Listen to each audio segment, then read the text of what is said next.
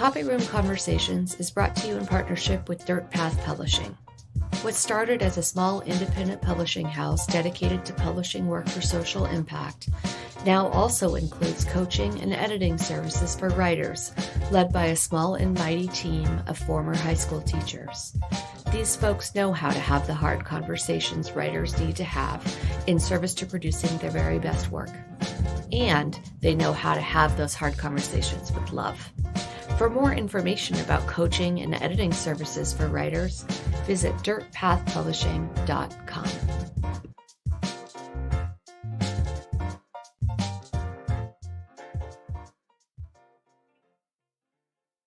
When I decided to feature the Mobs as guests for the first season of Copy Room Conversations, I had a feeling Stephanie and Sharon wanted to be guests together. I think they'd both characterize themselves as people who prefer to stay in the background, while others take center stage. What I hope they also know is that there is no one on the center stage that could do what they do without these two. What they do in the background pays dividends untold for those of us who take the spotlight. We are who we are because they are who they are. Every trip to Yosemite, Sharon and Stephanie would find time to sit together at the dining room table. Stephanie at the end, Sharon on the corner next to her. They'd look at curriculum together, talk through instruction together, ask each other hard questions, and hold space for one another as they sought out answers. I didn't understand a thing they said about science, but I sat in awe and appreciation every single time at the way they talked about our work, our kids, and the way they supported one another. In this episode, Sharon and Stephanie talk about their early mentors and offer us a lot to think about regarding mentoring in our current moment, including the fact that even as our very best mentor selves, we cannot hold all of our new teachers alone, repeatedly, year after year. We talk about the challenges that exist now that didn't before, and the toll that it's taking on all of us. We explore the truth that there is no easy answer, and that every one of us has to bring our unique gifts to the table to find a way to serve our kids and each other together. Sharon and Stephanie offer us many lessons. My favorite is how to seek out someone who you respect, who does the thing that's hard for you to do. Together, you can find ways to serve our kids in ways that you never could have alone. Be it in the copy room, the classroom, or the dining room table, these two are partners. When you listen, you'll feel that fact in your bones. Let's listen and learn, remembering that we belong to one another and that there's no such thing as other people's children. We're very official here. Okay, so go ahead. You were saying. Well, I was just saying that Sharon and I started as partners way back in the early 90s. I think I might have been in my second year of teaching. Yeah. And I was so lucky to have that for so long with Sharon because, first of all, it makes your life a lot easier when you have someone to think with, to talk with, to plan with, and to work with. And I felt like we were a great pair in the sense that, you know, Sharon is the creative one. I think of Sharon as the creative one. She's the one who's like, this project could work here. We could do this. We could pull this in. We could do this, whatever. And I was more the sort of linear thinker in terms of, well, how are we going to do this logistically? You know, how is that going to play? And just having that stability, Sharon, I don't know, like 10 years, something like that.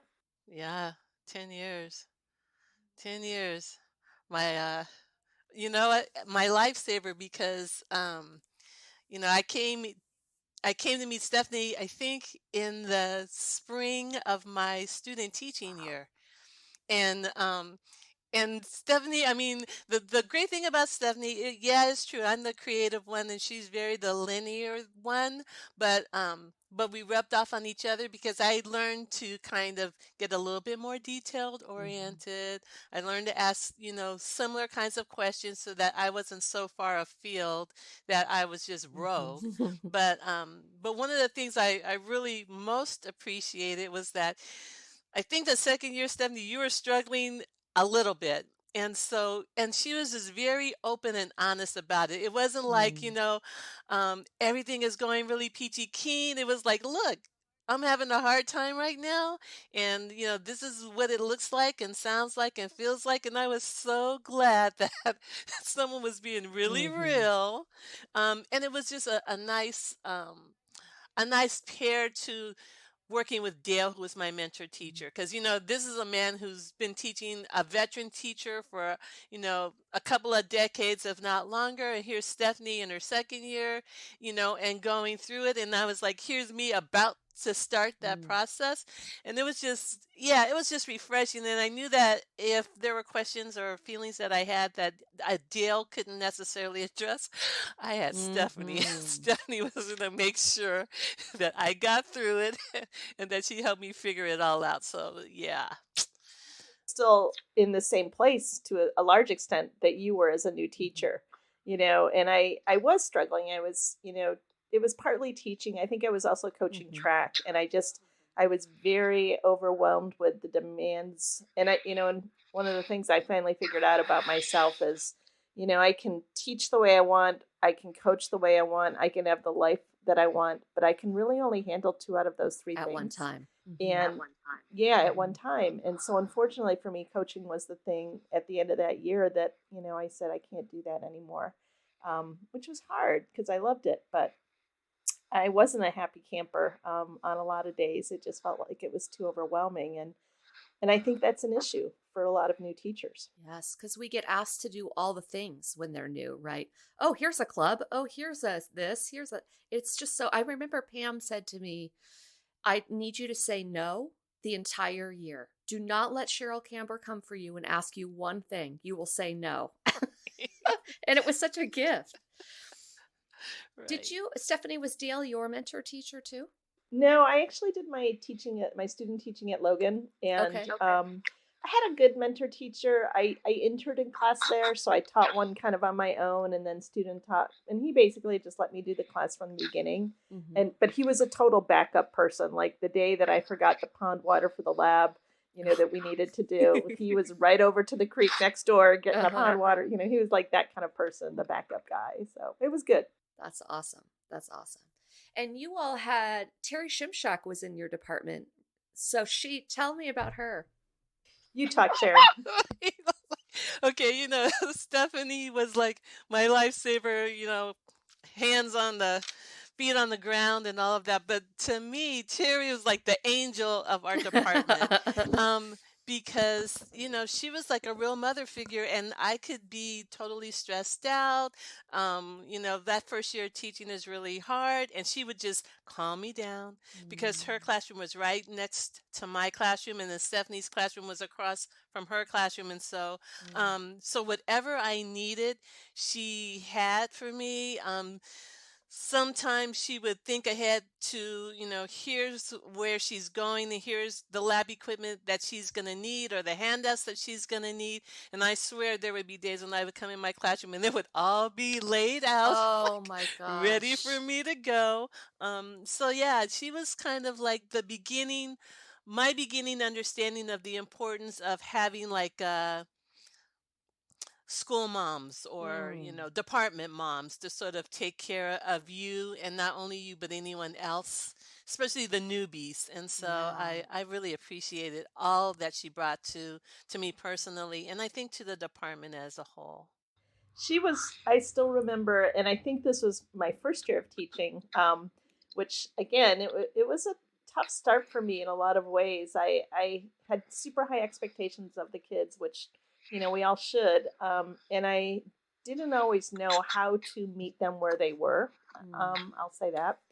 And I remember her bringing lunch in to me one day and sitting me down, and she's just like, kiddo, you can't save them all. And I just, and for me, that was really hard to hear, but it was necessary and you don't, it's not like we're trying to save, like, oh, I need to save you, but in the sense of wanting them to be successful, both in school and beyond, and not always understanding at that time that I might not see that success right now. I might not see what's going to happen to you 2 or 3 or 5 years down the road. Sometimes you need to find yourselves, and sometimes it's just the class you're teaching is just not what they're into, But I always valued her. She was always so patient and so kind to everybody. I agree. She was a saint. Yeah, she was. I was just thinking when Stephanie was talking, she's a really good example of the early memories I have around self-care and around it's important for you to take care of your students, but it's also important for you to take care of yourself.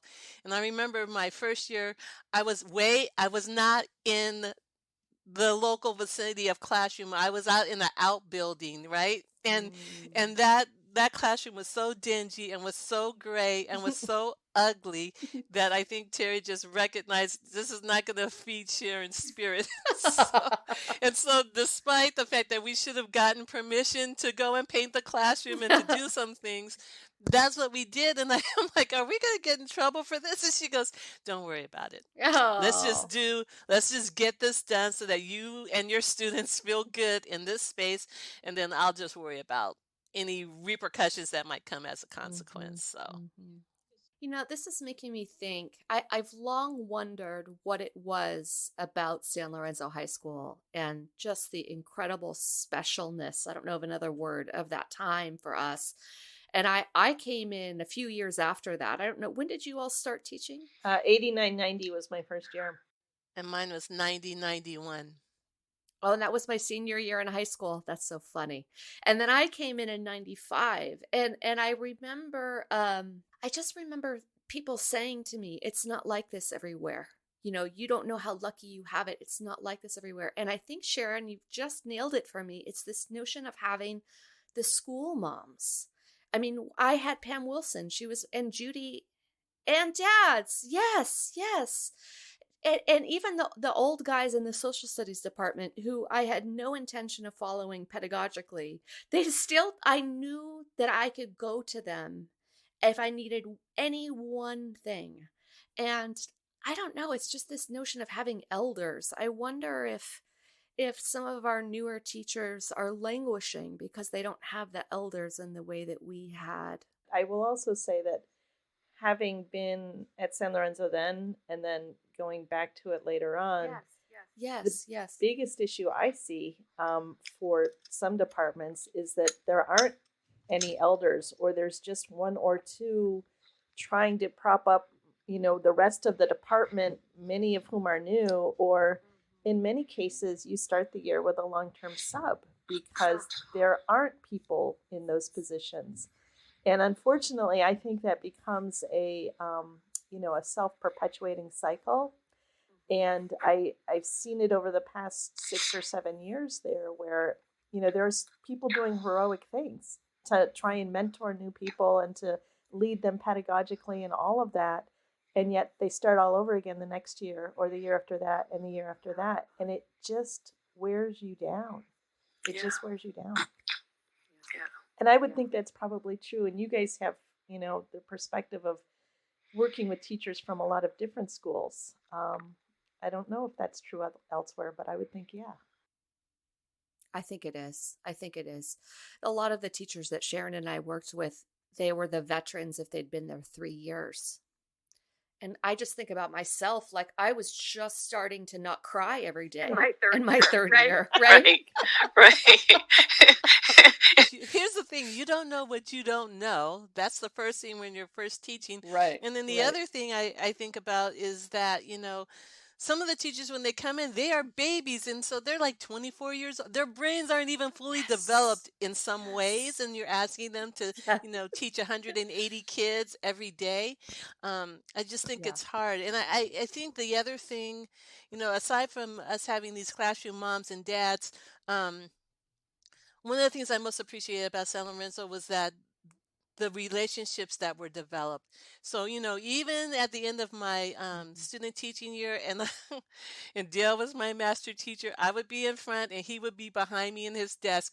And there would be days where kids would ask me a question or he could see something about to go left and I would get this little note that would just come in and say, Sharon, this is what you need to do, or this is what you need to say. And he would be so slick about it, and I would just casually look down and follow his directions. But I think that's because, we had established relationships where, I could go in and just be really honest and authentic about how crappy that day had been, and they would be really honest and Mhm. authentic about, yeah, it was pretty crappy, but here's what you did, or here's what you need to think about moving forward. And I think there's something to be said for having Mhm. some institutional history or memory, because that serves Mm. us well when we have when memory gets transferred or goes down from one generation to the next. Is always something that you can use as an anchor and hold on to. And so when that's missing, it's just hard to recreate that, or to establish that, or to start that every year or every couple of years. And so You Mm. just brought up God. something for me, Yeah. Sharon, about Yeah. when you said that about, he'd pass you little notes where he'd say, yeah, that day was really whatever, but here's what we can do moving forward. And I think that, you Mhm. you hear that, oh, don't talk to the people who are complainers, blah blah blah, which if they're just complaining, yeah, those people are just being negative. But what I also liked about the people we worked with is it was about moving forward. It was about, like, how are we going to make this better, how are we going to Mhm. make this work, which is obviously essential to any Mhm. job. But I think particularly in teaching, when and you know this better than I from your mentoring experiences, that it's so overwhelming your first year or two. We don't set people up for success in a lot of ways. For real. For real. For real. So let's jump in because the whole theme of the season is mentoring.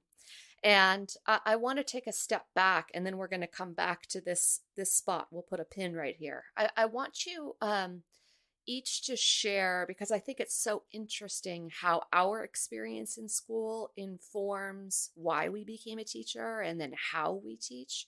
I wonder if each of you could just take a couple of minutes and give us a little bit of backstory um, about your growing up and your experience in school and how that did or didn't inform the way that you teach. Sharon, let's start with you. well, the first part of my schooling was in Denver, Colorado. So I was born in Denver. And then my dad moved out earlier, but um, our move to California happened when I was in the second grade. And I am a private Catholic school girl, first grade through 12th grade. But when we moved to California, we originally landed in Oakland. So I went to a Catholic school, St. Columba, in Oakland, where I experienced my first black teacher, Miss Mathis, in third grade, and I had a wonderful fourth grade teacher as well. I would say that, in both those cases, in terms of, like, mentoring, whether that be good or bad, Mrs. Mathis lived in the same apartment complex as we did, and so I knew I couldn't get away with anything because Mm. my parents would know. And then on the other hand, with Mhm. my fourth grade teacher, Sister Mary Florence, um, I just remember really being seen as a student in class. I mean, she took time out during lunchtime to, like, draw all of us, and we put them up on the wall. And I felt that very much the classroom was our classroom, not just her classroom. And then from fifth grade through eighth Mm. grade, I was in St. Joseph the Workman in Berkeley, and once again with really diverse students, and none still. But I think that in sixth grade I came into my own Mhm. because I had this wonderful teacher where it's just like, we're gonna try it, we're gonna see. That was the first year I read To Kill a Mockingbird, which I was like, it was an Mm. amazing class, and I came into my own in a lot of ways. By the time I got to high school, we had moved to Mhm. Hayward, and so now I was one of five black students in 1500 at Moreau Catholic. And that brought God. its own set of circumstances, both in terms of stereotypes, in terms of, can she handle college prep classes, you know, expectations Mm. on teachers. And there I learned the importance of teachers who really take the time to see you and to demonstrate that Mhm. they see you. And I also got the importance, and kind of like I could say the devastation of teachers who can't get past the stereotype, and so they say things that, to a high school kid can be very impactful. And so just having to work your way through that and having, my parents be my anchor was really, really important. Mm-hmm. And so, yeah, I learned a lot about what it's like to to uh, to be a student in diverse classrooms and in very segregated classrooms where you're just the only one, and what that means. Um, and then I think in Mm-hmm. college it was just a, Mm-hmm. a mixed bag. There were lots of professors that I really loved and learned from. I think I think there were, professors who once again anticipated how hard it was going to be, in a STEM field and be one of very few, and some there to support you and some not so much.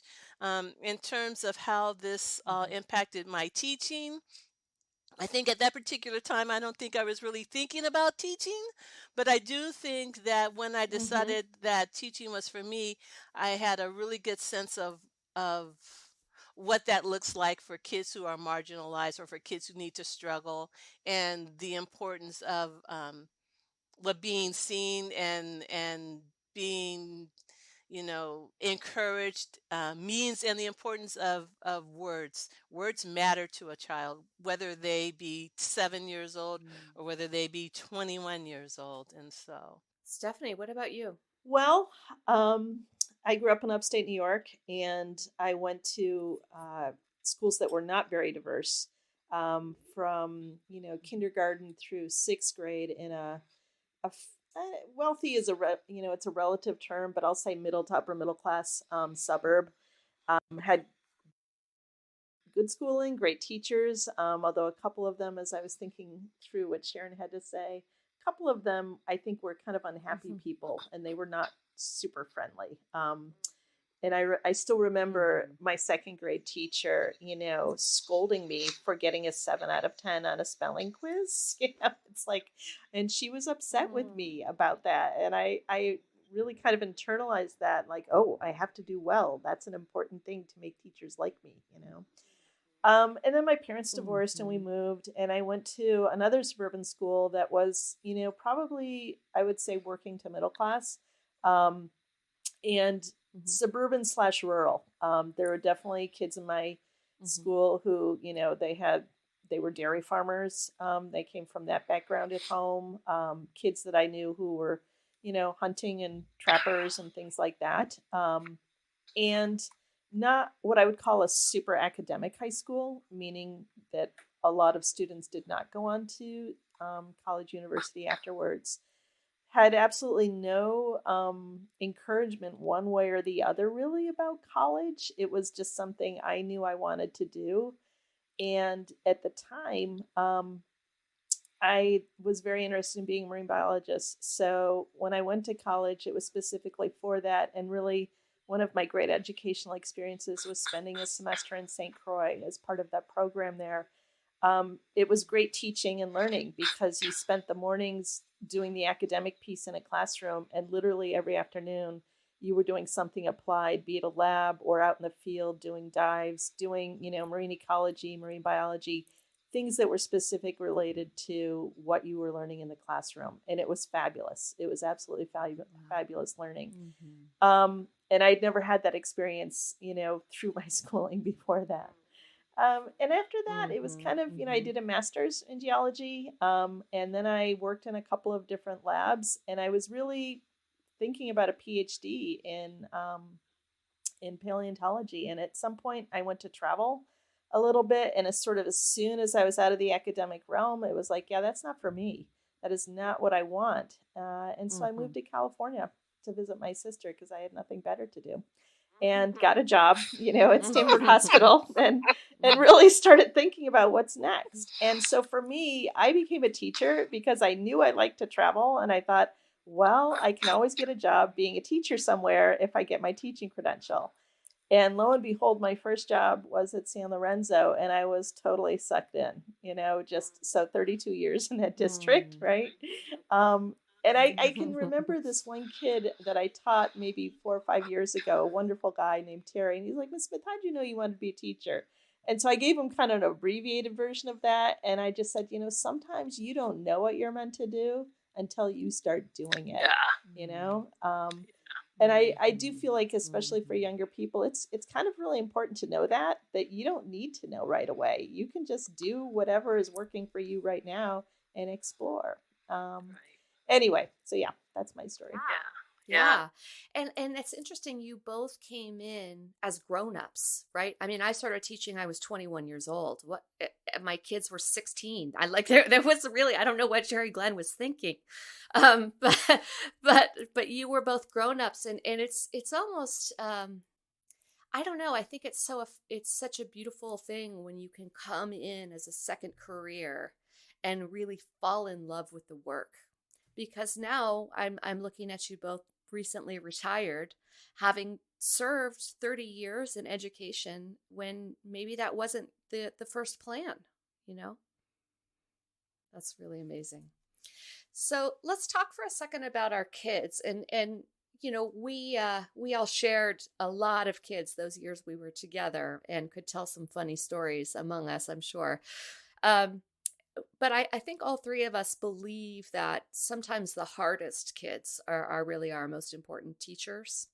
And so I'm wondering, what was there a particular student or maybe just a particular thing that you've learned over the years that felt really important for you to learn as a teacher?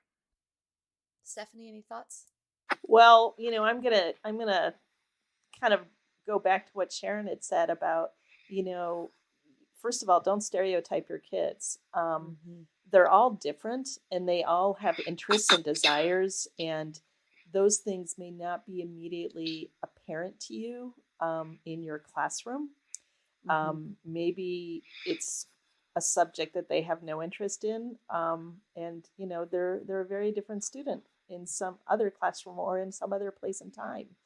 And I'm thinking of this one kid I taught in middle school, and we did okay together. He liked science, which I was teaching at the time, but I went to an IEP, and he was a kid who had a behavior support plan and, an advocate. It was like we went into the meeting, and the principal and the advocate and the mom, they all put their cell phones down to record the meeting. It was like a serious thing, right?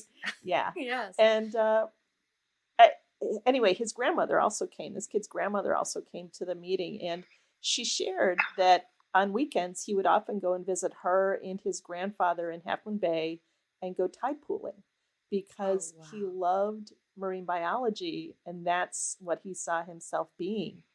And I got to tell you, this is a kid that everybody knew the name, whether you taught him or not. And I looked at him and I just thought, that is so awesome. That is so awesome that that's who you are, and that's your desire. And you couldn't tell that, by his daily behavior at school at all. But this is a kid doing something, super positive to serve his dream. And I think as teachers, it's like the more you can know them, go to their games, have those conversations. And I think personally, it comes up easier in some classes like language arts where you're writing an essay or this or that. Science and math, maybe not so much, but it's really important. Sharon, what about you? What's something a student or your students in general have taught you? This one student in particular, I think, and I always share this as one of my biggest lessons. I started the school with a colleague of ours, and I just remember we started the school, we began the day with morning circle, and that was the day for us to get centered, and, we're thinking, okay, this is a good thing that we're doing for the kids. But even in the moment with the best intention of starting morning circle, it's like bell would ring, everybody needs to be in the circle because we're going to start morning circle. And so one particular day, the student said, that is so fake and phony. And we're like, wait, what? He said, because, the first thing you do is like, it's 8:00. If someone's late, we got to start morning circle. What does that really mean? You didn't ask me how my day has started. And so he basically took a sheet of paper that was completely straight and everything. And he goes, look, at this particular time, 7 o'clock in the morning, I'm running a little late. My mom's running a little late. And then he crinkles up some paper. And then because we're running late, then I don't get the breakfast time that I need and whatever. Then he crinkles up a piece of paper. And so he sort of basically, shared with us the start of his day from 7 o'clock until morning circle. And by the time he got done with that piece of paper, it was fairly wrinkled. And it struck me like, he is absolutely right. Because we're so busy sometimes, with the best of intention to start our day. And to think that, we're checking in with students by saying, hi, how are you? But are we really? And so it just, gave me a moment to pause and to really think about, as these students are coming in and or as these teachers are coming in, what has their day been since the time they woke up to the time they got to school? And for me to really be mindful, to take some time to remember that, so that I'm not always so much in a hurry to get the next period started or to get the next day started, because I don't know what that looks like, even from class to class or period to period. So that has been one of my biggest lessons from a student. That's like a life-changing lesson, right? It is. And two, I think about, Stephanie, what you said. I remember a moment I had, I don't know, maybe in my second or third year teaching, thinking to myself, all these kids are individual human beings. Like, and it just had this moment like, oh my God, they're all having conversations in their own head. They're all coming to me with different experiences they're all like me. And I thought to myself, why am I just realizing this? I'm 22 years old. Yeah. At least for me, I was always about, we have to learn these things. If we don't learn these things, you may not be successful, and I want you to all be successful. And that curricular pressure, and don't even get me started on testing. Let's just stay away from that. But it was always something I had to continually remind myself of. And I sometimes even would surprise myself, the last few years. Actually, it was like 2 years ago before we went on, COVID, whatever. And this fifth period class I had that was kind of a little rowdy and crazy, all these 504s, for ADHD, sometimes I swear it seems like they get concentrated, right?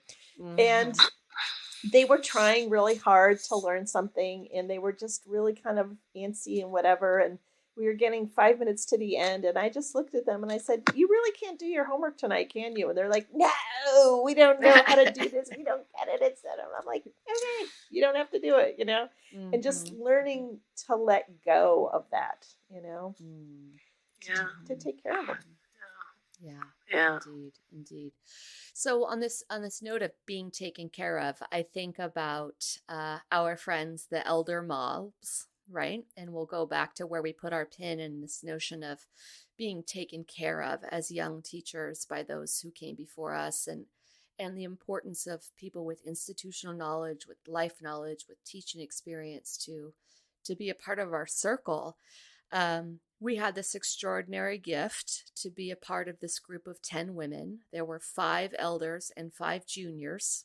You all were kind of in the middle age-wise, but I think teaching experience-wise, you were more in the juniors. Is that right? Yeah. And so we got to go to Yosemite every year, at least once, if not twice, for 20 years. And I'm wondering if you all, can we just speak to the importance of having those elders in our lives, professionally and personally? And then at some point, I also want to hear how you took what they taught us and passed that on to those who came after us. So let's just have a chat about the mobs. Where do we begin? How can we even start this? For me, trust would be the word I come up with.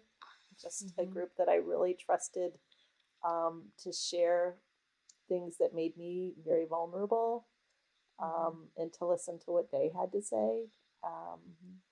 And yeah, so trust is a big word. And that was earned how for you? by the respect we showed each other. I think when we were sharing, that we would listen and empathize. And at the same time, in Cheryl's words, you got to put your big girl panties on, right? Yeah, And yeah, figure yeah. it out, right? So it wasn't like, it was never, poor me, No. It was Right. always, here's what's going on, and how are we going to make this better? Maybe we can't fix it, right? But how do we move forward here? And to set the scene, there's this big round coffee table in front of the fireplace. And after so many years, we would all get there. We'd go to the same beds that we'd been in every time, drop our stuff, come back upstairs to this place around the fireplace where there was this really large sectional. And we'd all sit in our same spots. Cheryl would take the chair, right? and we'd all sit in our same spots and we'd start drinking wine. And it always, always, always revolved around our kids, our colleagues. And then, inevitably somebody would have a personal issue that we also spent the weekend unpacking. But this idea of you were allowed some time to lament, and then it was like problem solving, right? And I can see if they didn't earn your trust by listening first, you would have never been vulnerable with them. Yeah. Yeah. Sharon, what do you think? Aside from trust, which Stephanie mentioned, to me the other piece, they were like guideposts. And so,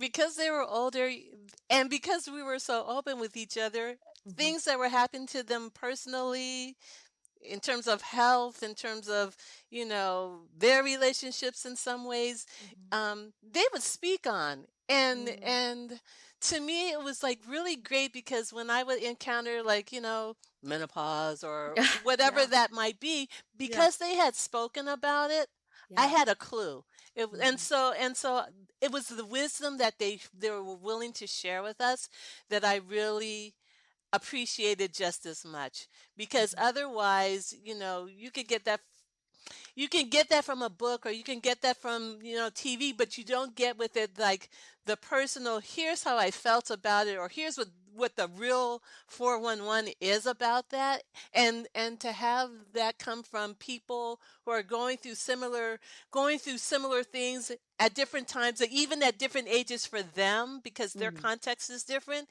it just made for this it just made for, I don't know, an understanding and a wisdom that I really very much appreciated. Stephanie, do you have something to add? I can see your wheels turning. No, I agree with everything Sharon said, and I will just give a shout out to Pam for organizing that for 20 years. Just to have somebody like that in your life who is willing to make sure that happens repeatedly over and over again, it was huge. So yeah. I think the other thing that I will share, because it wasn't it was an aha and yet much more. I remember I was traveling with a group of teachers out of the country. And we were sharing our experiences, some of our experiences in terms of meeting other folks. And I shared what we had here with the Malls. And for me to kind of like physically describe what that was and to see the looks on the others' faces as to, you have that? How do you get that? I wish I had that. It made me realize just how important a piece it was for me and just how important a piece it was to have, because other folks don't have that in the same kind of way that we had it. And so it's that much more special. And I totally agree with that. And I also, like, it makes me sad because I think there are departments at my old school who still have that going on, who are very strong departments, and they have that continuity, and they really look out for each other. And I think in some departments, it's not that easy. And it's really tough if you walk in as a newbie and as best intentioned as you can be to help that person. If you don't have community, sort of a holistic community to talk to, it just becomes really easy to say, this is hard work and I'm not going to do that here anymore. So, Yeah, yeah, yeah. This it's interesting you said holistic community because it really was. We talked a ton about teaching, but we also talked a ton about life. You know, two of those women lost their husbands. Three of those women lost their husbands during our 20 years together. You had cancer, Stephanie. I mean, I had my own marital troubles. Sharon and Toby opened a school, and then 10 years later closed a school. Um, it wasn't just about teaching practice, right? It really was about the relationship, and what started as about teaching practice really grew into something so much more. I wonder how when you think about that, and then you think about those who are coming after us, those that we've taken on as mentees or anybody really, how can you what do you do to go about developing that? So Sharon, you've mentored quite a few folks since those days. What do you bring from our experience with the Mulbs into those mentoring relationships? I think the importance of like being there, Mm-hmm. and the importance of being like honest. And I think also, you know, and just commitment, because the mentees that I have, they know that I got them, and they know Mm-hmm. that, they can talk about whatever, and it's on them in terms of, how often they want to meet or how they want to meet. And I think that I also bring to it the importance of, it's great to talk shop, but it's also just as important for us to talk about things outside of that. So just as, we were able to talk about personal things as much as we were willing to share. And that's the other thing I also want to say about our particular group. It's like you had ownership in terms of how much you wanted to share and Mm-hmm. what you wanted to share. It wasn't Mm-hmm. like everybody has to put everything out there on the table. It's like Mm-hmm. what you are most comfortable with. Um, Works for us. And so all of those things and lessons I tried to share with my mentees as well.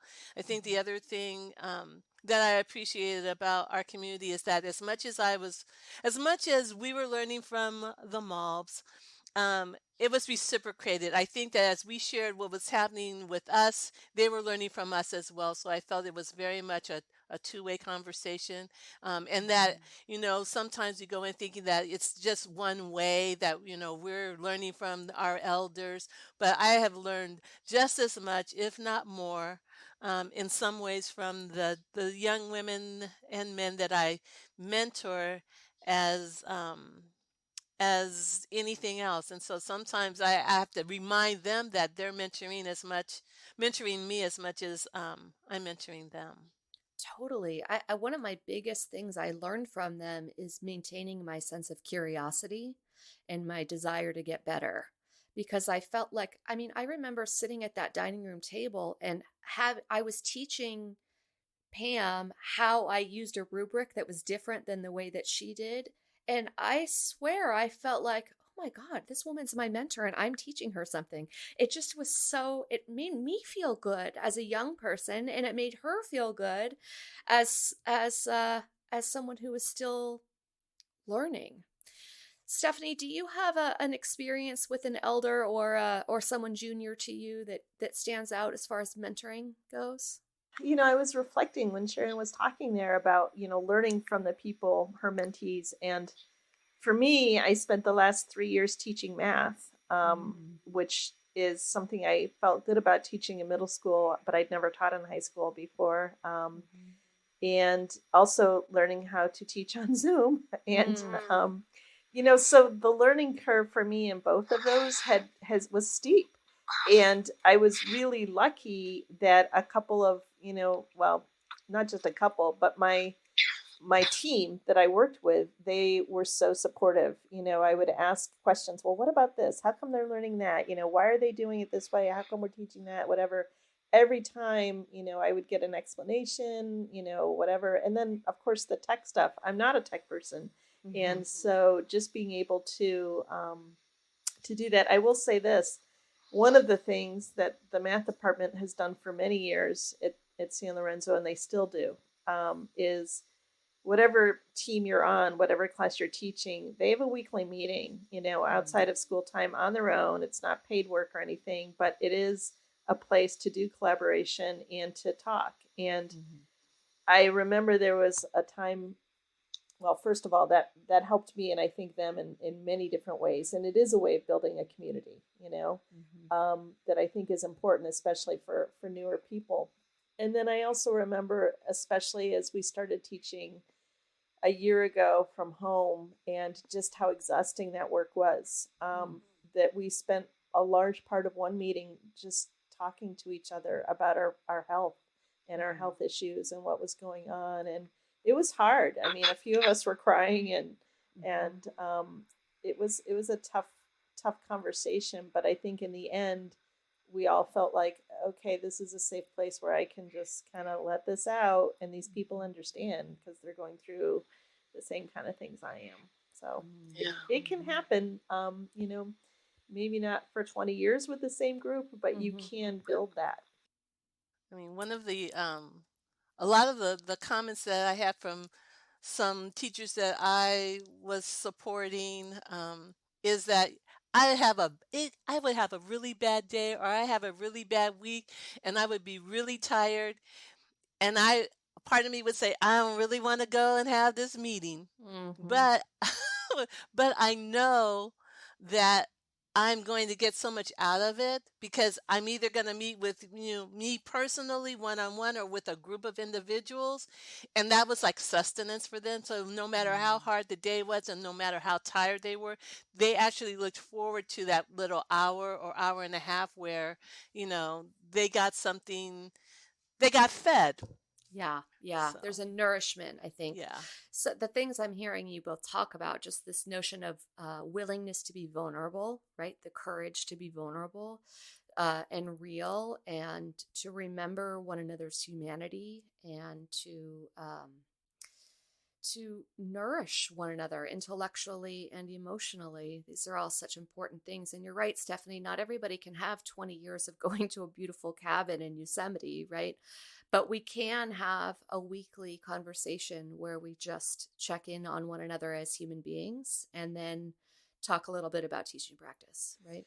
Well, and I don't know if you were part of this, but I do remember Terry Shimchak and Judy Rosenberg having, and they didn't do it every week, but it was maybe once a month, hey, let's have lunch together kind of thing. It was just blah, blah, blah. And as a way of taking care of people.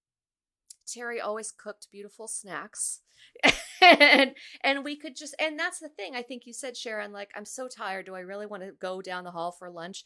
But you knew you were going to get this cookie, and you knew you were going to get a hug from this wonderfully warm woman. So, okay, fine, I'll go. And then you end up getting fed in all sorts of ways. All right. So I have three more questions. That we're going to ask at the end of every episode, no matter what the focus is for the season. First of all, what's your hype song when you need a good day at school? Do you have a song that you would play to help yourself have a good day? Well, I mean, the song that I have a couple, but my go-to song that, will sometimes come on the radio when I need a little lift or whatever, like, a little connection and reminder is Ain't No Stopping Us Now. So that is my all-time go-to song. I love that song. Stephanie, do you have one? I can remember one year downloading Barack Obama's playlist. He puts out these Spotify playlists, and I just kind of went through it, picked the songs I wanted, and I just cranked that, as high as I could after school while I was way out in S-Wing kind of prepping for the next day. And it was just, that was what kept me going a lot of the time. Yeah, for sure. Okay, so we know that we've been around this work long enough that there's not a single answer or a silver bullet or this is what we need to do and we do it and everything's solved, right? We each have a very unique gift that we bring to our work as educators. And I think the idea being, and I don't remember which one of the Mulvs told me this, but She said, you don't have to be everything to every kid because the kid's got 6 teachers in a day. You need to be the piece for the kid who needs you and trust that the others will put their pieces down. And then at the end of the day, the child will have a full puzzle. And I wonder about this when I think about what your unique offering was to the field of education, to your students, to colleagues. What do you look back and you say, you know what, this was my piece. This was the thing that I did well. Just, I had my kids always fill out some kind of a reflection at the end of the year. And the last few years I did it on a program called Desmos.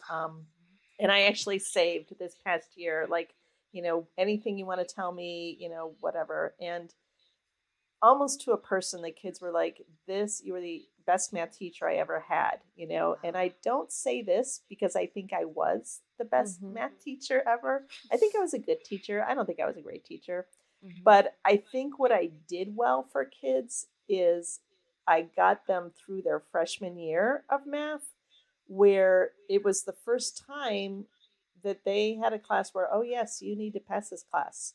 And a lot of them coming in with academic deficits because of the turnover in teaching and the lack of middle school teachers in our district. And they were able to get through a program where, I don't know, I'm well prepared and I know where I want to go. I'll just say that. So that was maybe what they got from me. My God. Algebra is such a gatekeeper, right? Yes. Such a gatekeeper. And they don't know it coming in. You have to, and they don't, and a lot of them come in thinking, whatever, I flunked every class in 8th grade and I'm still here. So why, what are you talking about? Right? Yeah. So, yeah. That's beautiful. Sharon, what do you think for you? I think mine is really around creating a safe space for students where they can create visions for themselves and where out of the box thinking is I'm gonna just say in some ways kind of required. It's not just allowed, but it's like, I want you guys to think big and I want you to think out of the box, and I'm going to create a space to let that happen so that we can kind of see, what our gifts are as a classroom of these folks. What is it that we all bring to the classroom, and how can we use that in service of each other? I love that. I love that. All right, so this was very likely something that happened on the regular with the 3 of us, but let's go back in time and imagine we're in the copy room in A Hall, and I'm cutting strips of paper and you're punching holes and Sharon's at the copy machine. What do you want to send me off if I said to you as I was cutting my strips of paper that I was really struggling? What would you send me off with to make my day a little lighter or a little easier? It can be serious or funny or whatever you want. What would you send me off with? What's your quick tip? And to me, it would be like, you got this, you can do it, some words of encouragement, and just every day is a new day. Whatever happened yesterday, every day is a new day. Yes. That's really good advice. Yes. Sharon, what do you think? I think that I would just tell them that when they get to their classroom, to take a minute. Just take a minute to just reflect on, who's coming in and what it might have been like out there, and where you are and how you're going to be present. And to say everybody needs to just take a deep breath and let it out. And then let's go. Yeah. And with that, I say thank you to you both. You've been an extraordinary example for me of what this profession is. And I'm so grateful to you both for your love and for your Can I say one pushing. more thing? Yes. I want to just thank Sharon. I really do, from the bottom of my heart. She was such an important part of my life, particularly for those first 10 years. To have a partner the way we had each other as partners is just such a gift. And so I don't think I've ever thanked you. Thank you too, Stephanie. That means a lot. And the same. It's like there are days where it's like, I don't know if I can get a hold of Stephanie. I don't know what I'm gonna do. And especially when she went to the middle school, because then I didn't have my partner anymore. And it took a minute for me to like Yeah. put my head around that. And so the same. And then Nicole, I just would like to thank you too, because we've seen you since, Babies. from the very beginning, and all of the things that you've done professionally and personally, and with this podcast. Once again, this is another opportunity for Stephanie and I to like learn from our mentors in terms of technology and what you can do and what you're thinking of and envisioning for yourself. I'd just like to say thank you and to honor that as well. Thank you for sharing your precious time with us. My hope is it gave you some respite from your worries and some time to remember that we belong to one another and that there's no such thing as other people's children. If you enjoyed the show, please rate, review, and subscribe.